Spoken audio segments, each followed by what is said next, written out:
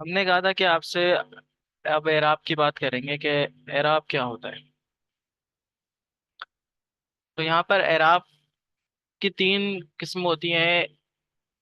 تین طریقے کا اعراب ہوتا ہے. ایک ہوتا ہے رفع، ایک ہوتا ہے نصب، تیسرا ہوتا ہے جر. رفع، نصب اور جر یہ نام ہیں جس کو زبر، زیر اور پیش کہتے ہیں. ٹھیک ہے. تو رفع کہتے ہیں پیش کو، نصب کہتے ہیں زبر کو، اور جر کہتے ہیں کسرہ اور زیر کو. یہ نام ہے. اصطلاحات کے اندر، علم النحو کے اندر رفع کو پیش کہتے ہیں، نصب کو زبر کہتے ہیں، جر کو زیر کہتے ہیں. لیکن ان کی مزید دو ٹائپس ہوتی ہیں. ایک کو کہتے ہیں حرکات کے ذریعے، اور ایک ہوتی ہے حروف کے ذریعے. مطلب کچھ اعراب ایسے ہوتے ہیں جس کو ہم کہتے ہیں اعراب بالحرکات، اعراب بالحرکت، اور ایک ہوتی ہے اعراب بالحروف. وہ جو اعراب بالحرکت ہوتا ہے وہ آخر میں دو پیش یا زبر یا زیر اس طریقے کا آنا. وہ جو حروف ہوتے ہیں ان میں واو کا آنا، الف کا آنا، آنی، اینا اس طریقے کے الفاظ ہوتے ہیں. کچھ حروف ہوتے ہیں لیکن وہ بھی اعراب ہی ہوتے ہیں.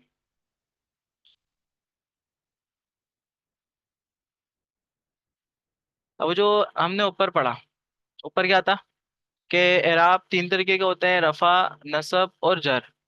لیکن ان کی جو مزید دو ٹائپس ہیں، جو مزید دو اقسام ہیں، ایک ہے حرکات کے ذریعے، دوسری ہے حروف کے ذریعے. اب جو پہلا ہے نا، حرکات کے ذریعے، اسے عربی کے اندر، عربی کی اصطلاحات میں کہتے ہیں اعراب بالحرکات.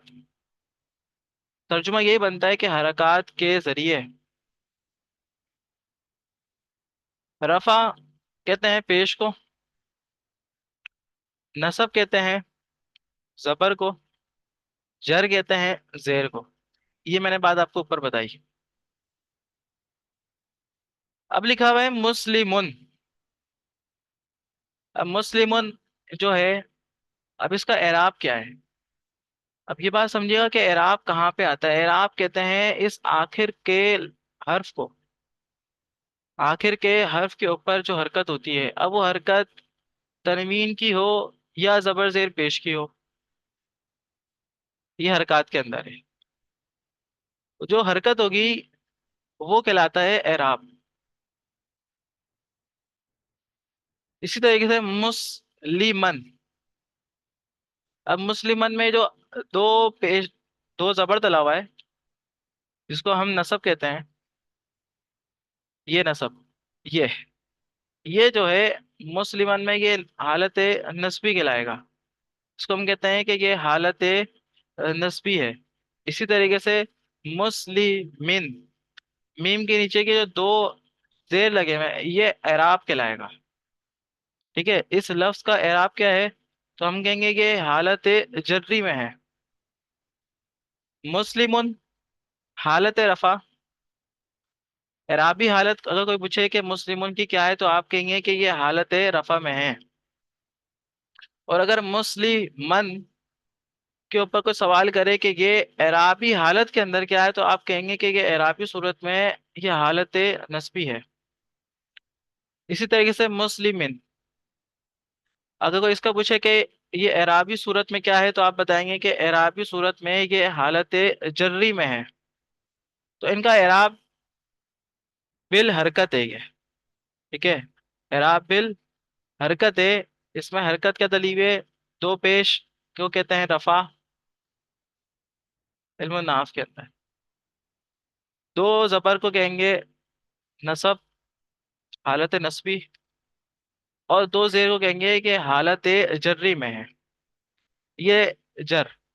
اس کو کہتے ہیں جری، حالت جری، دو زیر.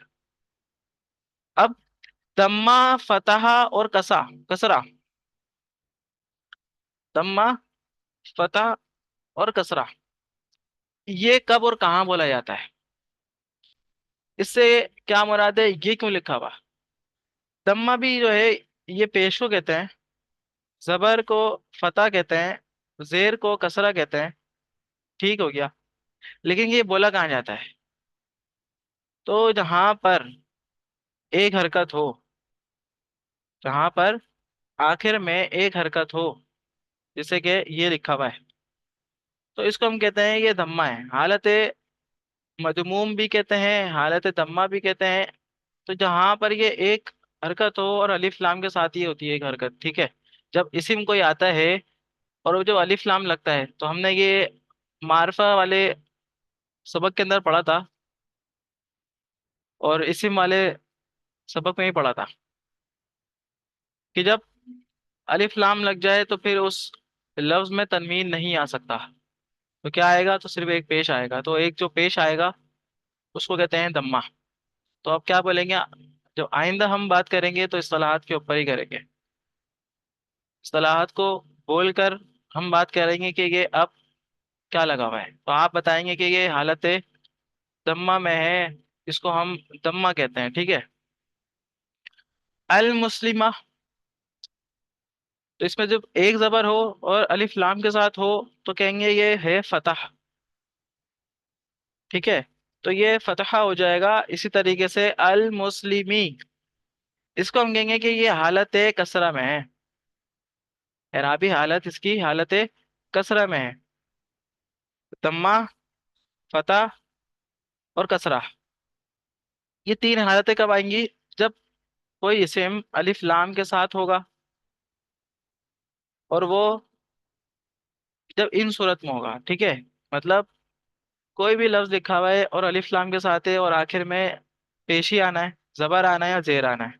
अगर पेश आएगा अलिफ लाम के साथ, तो वो एराबी सूरत में हालत दम्मा के अंदर। जब अलिफ लाम के साथ कोई इस्म आएगा और आखिर में उसके जबर होगा, तो वो हालत फतह। और जब अल मुस्लिमी ये लिखा हुआ है, इसके अलावा अगर कोई और लफ्ज आ जाए आपके सामने, तो वो हो जाएगा हालत कसरा। अब यहाँ पर दोबारा देखें, मुस्लिमुन तनवीन लगा हुआ हो, तो वो हालत रफा। और अल मुस्लिमा हो, मतलब अलिफ लाम के साथ हो और सिर्फ एक हरकत हो। अब वो एक हरकत क्या है? अभी पेश है, दो पेश नहीं है, सिर्फ पेश है, तो उसको कहेंगे दम्मा। इसी तरीके से मुस्लिमन, दो तनवीन के साथ दो जबर लगा हुआ हो, तो उसको हम कहेंगे कि ये हालत नस्बी में है। और अगर अल मुस्लिमा लिखा हो, सिर्फ जबर हो आखिर में, आखिर का एराब जो है वो हालत फतह कहलाएगा वो। इसी तरीके से अल मुस्लिमी और मुस्लिमिन, मुस्लिमिन में क्या है? ये मीम के नीचे दो जेर हैं, दो जेर हैं, तनवीन है, तो तनवीन को कहेंगे कि हालत जर्री में है। जब अलिफ लाम के साथ आएगा और हरकत ये होगी, एक हरकत होगी, और वो हालत कसरा में होगी, तो उसको कहेंगे हम हालत कसरा। तो ऊपर वाला हो जाएगा रफा, नीचे वाला हो दम्मा, फिर नस्बी, और ये फतहा, और ये जर्री, और ये कसरा। रफा, दम्मा, नसब, फतह, जर्रा, कसरा। तो ये जितनी भी आपके सामने ये आएंगी ना मिसालें, तो इसके ऊपर आप अप्लाई करेंगे कि ये जो लफ्ज है आपके सामने लिखा हुआ है कि एराबी हालत के अंदर क्या है, तो इसके ऊपर आप अब फिर एनालाइज करेंगे इसको।